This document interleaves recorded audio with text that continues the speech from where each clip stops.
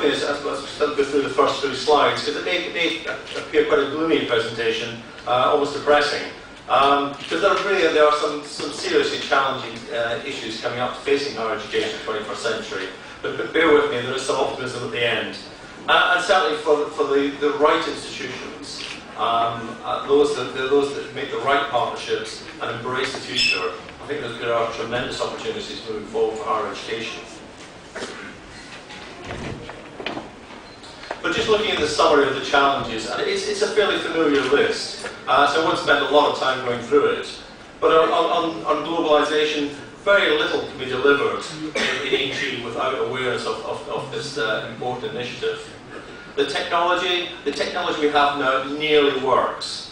I ran a company 5 years ago, and we needed 130 IT people to keep 2 old legacy systems running. Now as a startup, we have an IT staff of precisely 1. There's a big opportunity for the movement going forward there. Personalised learning. Just because the consumer demands it and we can do it, does that necessarily mean that we should be doing it? The quality, obviously very important. Like cast iron, high quality, higher education, bluntly, is just a piece of paper. It can take hundreds of years to build reputation, to build a brand. It can go in a very short period of time. And the funding, who's actually going to pay for all this new technology, these new challenges? We're seeing the rise of a for-profit sector. It's not going to go away, whether we like it or not.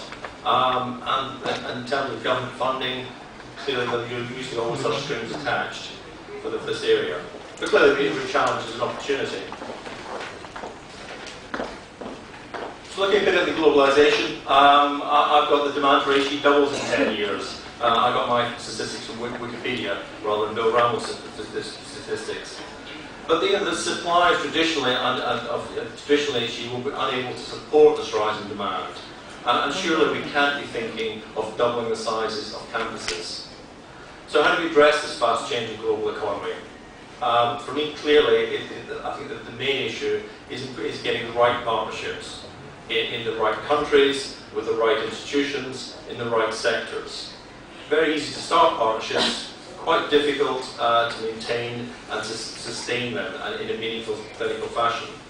And by partnership, I mean vertical as well as horizontal. I think it's important that higher education develops very strong partnerships with schools, with awarding bodies, to see in terms of recruitment of students and how students progress. But not only on looking at the access to students, but also through employment as well.